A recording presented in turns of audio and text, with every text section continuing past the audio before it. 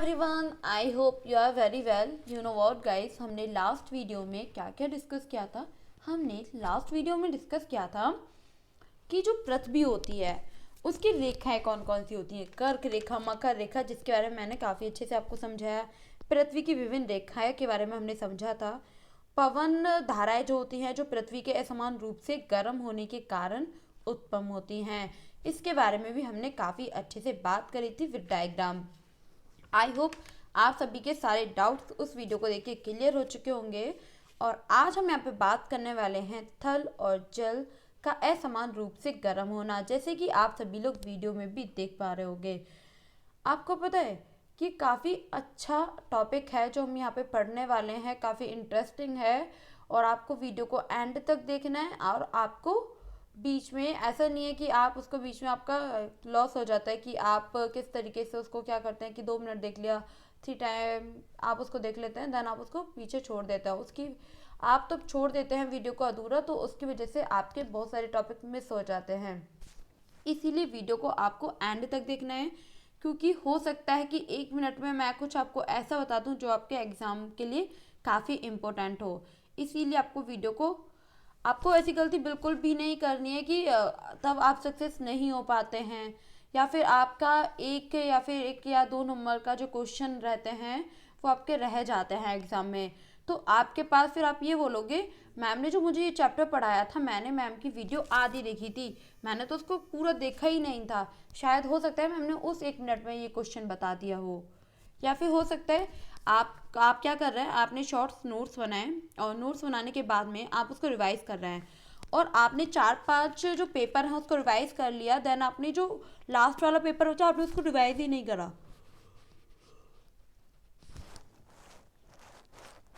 तो आप देखोगे कि हमारे एग्जाम पेपर में वही क्वेश्चन आया है जो हम रिवाइज नहीं करके आए हैं, जो हम लर्न नहीं करा था हमने, और जिसे हम पढ़ते पढ़ते हमने उसको छोड़ दिया था कि हम इसको बाद में पढ़ेंगे। तो आपको ऐसी गलती बिल्कुल नहीं करनी है। मैं आपको बताती हूँ, मेरे साथ ऐसा हो चुका है कि मैं एग्ज़ाम देने जाती थी, तो तब मैं ग्रेजुएशन कर रही थी।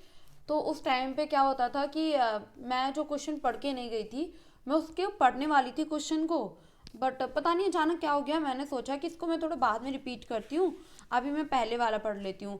और जो मैंने पहले पढ़ा था वो तो क्वेश्चन पुटअप ही नहीं करा गया, और उसके बाद में उससे अदर क्वेश्चन पुटअप कर लिया गया जो मैंने पढ़ा ही नहीं था। तो ऐसा हो जाता है, लेकिन आपको ऐसी गलती कभी नहीं करनी है, क्योंकि आप एक कॉम्पिटिटिव एग्ज़ाम दे रहे हैं। मैंने आपके सामने ग्रेजुएशन की बात करी, पोस्ट ग्रेजुएशन की बात करी, लेकिन आपको ऐसा नहीं करना है। आपको कोई भी गलती अपनी तरफ से नहीं करनी है। आपको हर कुछ काफ़ी अच्छे से पढ़ना है। आप 100% दे के पढ़ेंगे तो आपका रिजल्ट भी 100% सॉलिड आएगा। ओके। तो गाइस, इतना बड़ा जो मैंने आपको लेक्चर दिया ना, तो वो सिर्फ इसीलिए दिया कि आप वीडियो को एंड तक देखें।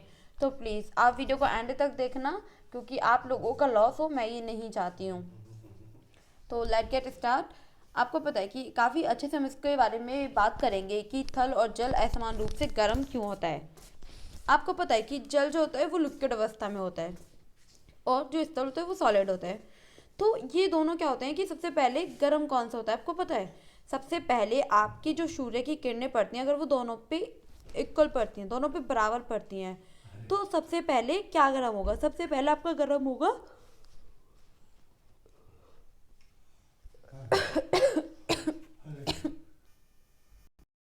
तो सबसे पहले आपका गर्म होगा स्थल और जल, ठीक है। उसके बाद आपका गर्म होता है, ये भी कारण होता है, किसका कारण होता है? हवाओं के बहने का। ये आपको काफ़ी अच्छे से यहाँ पे समझ लेना है। हवाओं के बहने का कारण भी तो कुछ ना कुछ होता है ना, क्योंकि तब हम किसी वर्क को करते हैं तो उसके पीछे कुछ ना कुछ रीज़न रहता है। तो ये किसका रीज़न हुआ? ये हवा के बहने का रीज़न हुआ। ये आपको यहाँ पे काफ़ी अच्छे से समझ लेना है। और ये आपका देखिए हमें मैप दे रखा है इंडिया का, और यहाँ पे आपको बताया गया है कि हवा किस प्रकार से किस ओर जाती हैं। ये आपको काफ़ी अच्छे से इसमें बताया गया है, तो आप एक बार इस पर थोड़ा सा फोकस कर लेना। वैसे ज़्यादा इम्पोर्टेंट नहीं है ये, लेकिन फिर भी एक बार आप इसको देख लेना, ठीक है। काफ़ी इजी है इसको समझना, आप इसको एक बार देख लेना। अगर नहीं समझ आता है तो आप मुझे बताना कमेंट बॉक्स में, मैं आपको इसे समझा दूंगी। लेकिन पहले मैं आपसे बोलती हूँ एक बार आप खुद से ट्राई करें, देन आप कमेंट बॉक्स में क्लियर कर देना कि हाँ मैम ये मेरे को नहीं समझ आ रहा है, तो मैं आपको इसको फिर से नेक्स्ट वीडियो में समझा दूंगी। अब हम यहाँ पे बात करने वाले हैं तड़ित झंझार, ठीक है। ये क्या होता है भाई, और चक्रवात, आपको तो पता है कि चक्रवात क्या होता है, तो तड़ित का मतलब क्या होता है आपको पता है? नहीं पता, तो इसके आगे हम जानेंगे तड़ित, ठीक है, क्या होता है। तो गाइस होता क्या है कि उष्णकटिबंधीय जो होता है इलाकों में, एक आप देखेंगे कि जहाँ पर सूर्य की जो किरणें होती हैं वो ज़्यादा पड़ती हैं, तो वहाँ का जो एरिया होता है वहाँ पे सूर्य की किरणें ज़्यादा पड़ती हैं, उसे जल के स्तर पे आप देखेंगे कि वहाँ पर जल, और क्या होता है कि जल वेफर के रूप में उड़ जाता है, ठीक है। जल मतलब वेफर मतलब वाष्प बन के उड़ जाता है। कहाँ पे उड़ता है? ऊपर की ओर उड़ जाता है। और जल में आप देखेंगे कि जो बूंद होती हैं, जो वहाँ पे स्थित बूंद होती हैं उसमें, वो जलवाष्प ऊपर उड़ने लगती हैं। ये होता इसीलिए है कि आप देखेंगे जो वाटर होता है, वाटर फेवर हो गया आपका, तो क्या होगा कि जो जल की बूंदें हैं वो ऊपर जाती हैं। कहाँ जाती हैं? ऊपर जाती हैं। और ये जो आपका प्रोसेस होता है ये संघनन करने लगती है, संघनन होने लगता है। ये आपको काफ़ी अच्छे से यहाँ पे समझ लेना है। तब वो क्या होता है कि वर्षा के रूप में नीचे गिरने लगती हैं। जो बूंद है, पहले वो जलवाष्प बन के उड़ गया, उड़ने के बाद में वो ऊपर इकट्ठा हो जाता है, फिर उसके बाद में क्या हो गया, वो नीचे वर्षा के रूप में गिरेंगी। कौन क्या गिरेंगी? वर्षा के रूप में बूंद गिरेगी।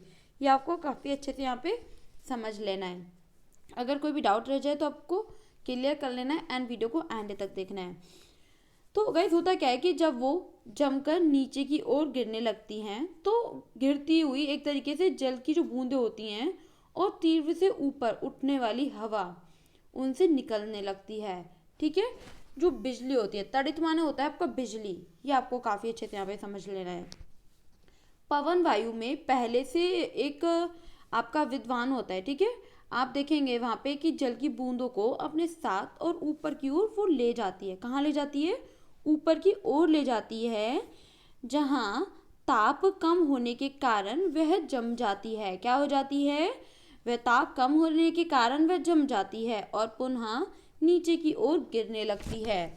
ये आपको काफ़ी अच्छे से यहाँ पे समझ लेना है। नीचे की ओर गिरने लगती है, गिरती हुई जल की बूंदें तीव्र वेग से ऊपर उड़ती हुई वायु के परस्पर क्रिया से बिजली, ठीक है, बिजली डेट्स मीन तड़ित, आप यहाँ पे देख पा रहे होंगे।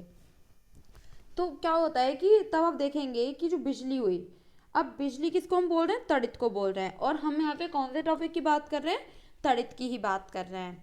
तो इसीलिए आपको काफ़ी अच्छे से यहाँ पे समझ लेना है, क्योंकि ऐसा होता है कि कुछ लोग थोड़ा कंफ्यूज हो जाता है कि आखिर ये तड़ित क्या होता है, ठीक है। तो इसके बारे में मैं आपको यहाँ पे बता रही हूँ, तो आपको काफ़ी अच्छे से यहाँ पे समझ लेना है। आप देखेंगे कि पवन वायु में जो सबसे पहले एक तरीके से हुआ कि बूंदों को अपने साथ ऊपर की ओर वो ले जाती है, देन वो फिर नीचे भी आती है, ठीक है। ये आपको काफ़ी अच्छे से समझ लेना है। गिरती हुई जो जल की बूंदें होती हैं वो तीव्र वेग से ऊपर उड़ती हुई वायु के परस्पर क्रिया से बिजली मतलब तड़ित, तो जिसमें ध्वनि उत्पन्न होती है। ये आपको यहाँ पे काफ़ी अच्छे से समझ लेना है। आई होप काफ़ी अच्छे से आपको समझ भी आ चुका होगा। आपको पता है कि इसका जो बोर्ड होता है ना, कि बोल्ड होता है ना, कि कितने बोल्ड हैं इसके, तो इसमें जो होता है आपका 1 बिलियन होता है। कितना होता है? 1 बिलियन। ये आपको काफ़ी अच्छे से यहाँ पे समझ लेना है। अब हम यहाँ पे बात करेंगे चक्रवात की संरचना। आखिर ये क्या होता है? आपको पता है कि चक्रवात की संरचना क्या होता है?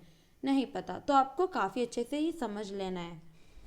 गाइस आप देखेंगे कि जो चक्रवात होता है इसकी आखिर सृष्टि कैसे होती है, ठीक है। पहले हम इसको समझ लेते हैं कि चक्रवात की सृष्टि कैसे होती है। अभी हमने यहाँ पे बात करी थी तड़ित के बारे में, ठीक है। अब हम यहाँ पे बात कर लेते हैं थोड़ा चक्रवात की जो सृष्टि होती है वो किस प्रकार से होती है। आपने जाना कि जो चक्रवात होता है इसका विभिन्न देशों में, विभिन्न कंट्रीज में ऐसा होता है कि अलग अलग तरीके से इसका नाम होता है। तूफान आ रहा है, चक्रवात आ रहा है, और चक्रवात जो होता है बहुत भयंकर होता है। मैंने आपको बताया था इसके बारे में फर्स्ट वीडियो में। अब देखेंगे तब आंधी तूफान खुलकर एक तरीके से काफ़ी सारी शक्तियों, ठीक है, काफ़ी सारी एनर्जी उनके साथ होती है और वो उसके साथ साथ आगे बढ़ता रहता है और वो चक्रवात कहलाता है। ये आपको समझ लेना है। आपको पता है कि चक्रवात कैसा होता है?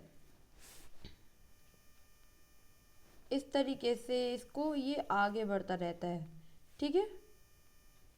ये इस तरीके से होता है कि इसका प्रोसेस आगे बढ़ता रहता है धीरे धीरे धीरे धीरे, तो वो काफ़ी भयानक रूप ले लेता है। ये आपको काफ़ी अच्छे से यहाँ पे समझ लेना है। आप देखेंगे गाइस कि इसकी सृष्टि कैसे होती है, इसको थोड़ा सा समझने की कोशिश करते हैं।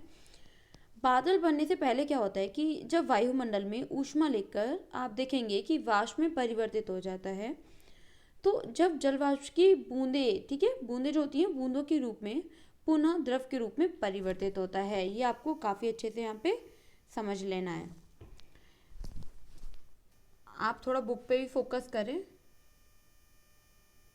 ठीक है। तो क्या होता है कि तब वो वहाँ पे परिवर्तित होने लगता है, तो फलस्वरूप तड़ित जो होते हैं ना, तो एक तरीके से केंद्र की ओर उच्च वेग की आर्थिक आप देखेंगे कि अधिक वायु गति करने लगती है। इसे चक्र की आप देखेंगे कि इसको अनेक बार, इसको काफ़ी बार इसकी होती रहती है, ठीक है। पुनरावृत्ति एक तरीके से काफ़ी अधिक बार होती है। और इस चक्र की जो होती है ना, तो इससे क्या होता है, किस पदार्थ की सृष्टि होती है? अब आपको पता चला होगा कि किस पदार्थ की सृष्टि होती है। इससे जो पदार्थ की सृष्टि होती है वो होती है आपकी चक्रवात की। ये आपको यहाँ पे काफ़ी अच्छे से समझ लेना है। अब आप देखेंगे कि चक्रवात जो होता है उसकी संरचना कैसे होती है। संरचना के बारे में थोड़ा जानने की कोशिश करते हैं हम लोग।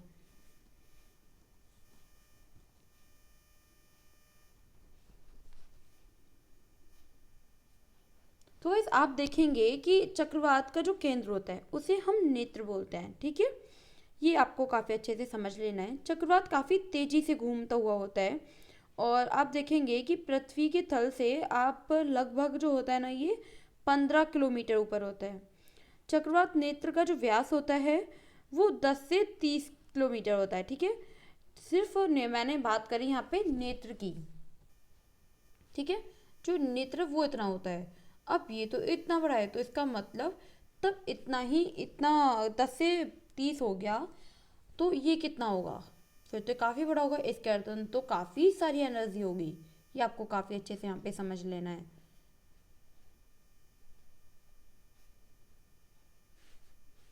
तो आप देखेंगे गाइस यहाँ पे कि होता क्या है कि जिसमें मैंने आपको बताया था कि चक्रवात थल में भी हो सकती है और जल थल में भी हो सकती है, जल स्थल में भी हो सकती है।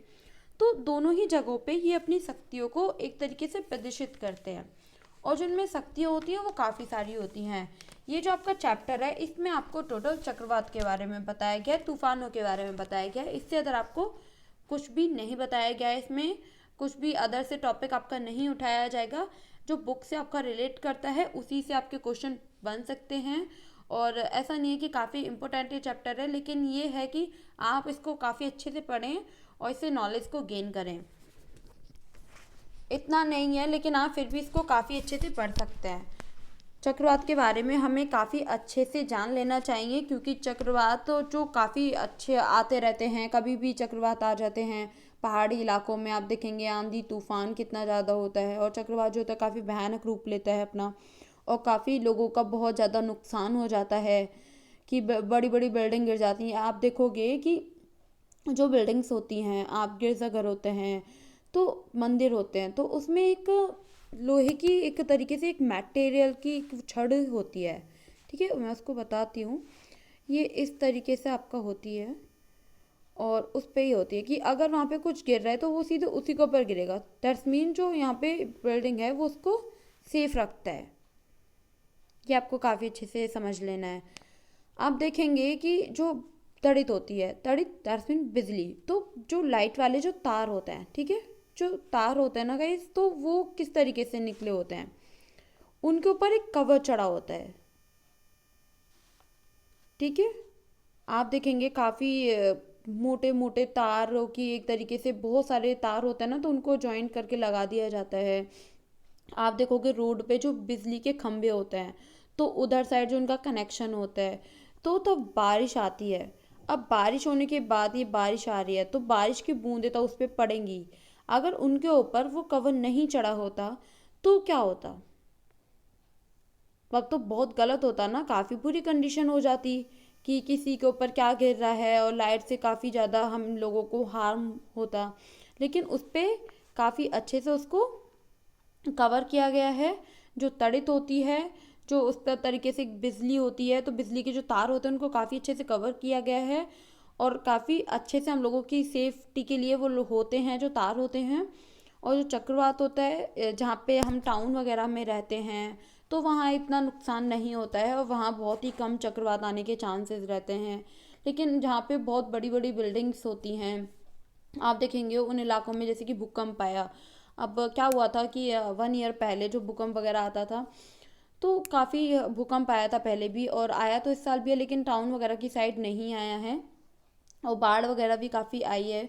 तो वो ज़्यादातर पहाड़ी इलाकों के साइड होता है, जहाँ पे बड़ी बड़ी बिल्डिंग्स होती हैं। आप देखेंगे दिल्ली में भी आया था भूकंप वगैरह। तो क्या होता है कि जो बिल्डिंग्स होती हैं ना, वो चटक जाती हैं। लेकिन चक्रवात जो आता है, तो चक्रवात तो अपने साथ काफ़ी लोगों को लेके जाता है। दैट्स मीन कि गाड़ियाँ हुई, घर हुए, काफ़ी सारे टूट टूट के बहुत लोगों का नुकसान हो जाता है। लाखों लोग बेघर हो जाते हैं। मैंने आपको चैप्टर के स्टार्टिंग में ही मैंने आपको बताया था इसके बारे में। जो 1 लाख जो लोग थे, जो एक घर से बेघर हो चुके थे, उन लोगों के घर टूट चुके थे और उन लोगों के पास रहने खाने पीने के लिए भी कुछ इंतज़ाम नहीं था। तो चक्रवात काफ़ी बुरी तरीके से आता है, काफ़ी भयंकर ये होता है। ये आपको काफ़ी अच्छे से यहाँ पे समझ लेना है। जो लोग ये बोलते हैं ना कि एक तरीके से अपने पेरेंट्स से शिकायत करते हैं कि नहीं, हम लोग गांव में रहते हैं और हम लोग टाउन में रहते हैं, नहीं हमें तो सिटी में जाके रहना है। तो ऐसा कुछ नहीं है, आप काफ़ी सेफ रह रहे हो वहाँ पे। तो ऐसी शिकायत नहीं करनी चाहिए किसी को भी अपने पेरेंट्स से। सब लोग काफ़ी अच्छे से रहते हैं, ठीक है। तो गाइस कई सारे जो घर मकान वाहन जो होते हैं, तो सबको वो क्या होता है, चक्रवात काफ़ी मार देता है। मतलब एक तरीके से उसको डैमेज कर देता है, ख़त्म कर देता है। और जो उनमें काफ़ी सारी शक्ति होती है ना, बहने की जो उनमें शक्ति होती है, वो 300 किलोमीटर प्रति घंटा, कई इससे भी काफ़ी ज़्यादा होती है। ये आपको यहाँ पे काफ़ी अच्छे से समझ लेना है। आप देखेंगे कि चक्रवात में क्या होता है कि नेत्र के विभिन्न दाब के कारण उनके केंद्र में जल सतह जो होती है उसके उच्च स्तर पे उठ जाता है और जल जो होते हैं ना, जल के जो स्रोत होते हैं उसकी तरफ वो बहती है। ये आपको काफ़ी अच्छे से यहाँ पे समझ लेना है। जल 10 मीटर तक उठ जाता है और ऐसा लगता है कि मानो कि जल की जो दीवार है ना, वो तट की ओर बढ़ती आ रही है। और इसके परिणाम स्वरूप आप देखेंगे कि समुद्र का जो पानी होता है कम ऊंचाई पर स्थित और तटीय क्षेत्रों के जो एक तरीके से प्रवेश वाला होता है ना, तो एक तरीके से काफ़ी हार्मफुल ये होता है, जिससे जो जीवन की जो संपत्ति होती है ना, वो गंभीर हानि उसको होती है, डीपली हानि उसे पहुंचती है। किसको पहुंचती है? जिससे जीवन की जो संपत्ति वगैरह होती है, काफ़ी सारे लोगों को ये हार्म पहुंचाता है। और चक्रवात काफ़ी भयानक होता है। ये आपको काफ़ी इसके बारे में समझ लेना है, क्योंकि ये ऐसा है कि हमारी लाइफ में आगे तक ये सारी बातें काम आने वाली हैं। आपको इसीलिए काफ़ी अच्छे से यहाँ पे समझ लेना है और इन सब चीज़ों से बच के रहना है। तो गाइस आज के लिए इतना ही काफ़ी। और आज में सॉरी गाइस, तो आपको काफ़ी अच्छे से पढ़ना है जो मैंने आपको बताया। अगर आप लोगों का कोई भी डाउट रह जाए तो आप उसको कमेंट बॉक्स में क्लियर कर लेना। आप सोचोगे कि ये जो हमने चैप्टर पढ़ा है कितना घुमा फिरा के, कि पृथ्वी, चक्रवात, तूफान और एवरीथिंग इज़ एवरीथिंग, तो आप देखोगे कि काफ़ी सारी चीज़ें इसमें आई कि इधर विशाल चक्रवात आ रहा है, इधर वायुमंडल आ रहा है। तो हो सकता है कि काफ़ी लोगों के थोड़ा समझ से बाहर हो जाए, लेकिन अगर आप वीडियो को 1 टाइम देखेंगे, 2nd टाइम देखेंगे एंड इसको 3rd टाइम आप देखें तो आपके काफ़ी अच्छे से क्लियर हो जाएगा। लेकिन फिर भी कोई डाउट रह जाए तो मैं किसी लिए हूँ, आप मेरे को कमेंट कर देना, मैं उसको क्लियर कर दूँगी। So bye bye and thank you so much guys.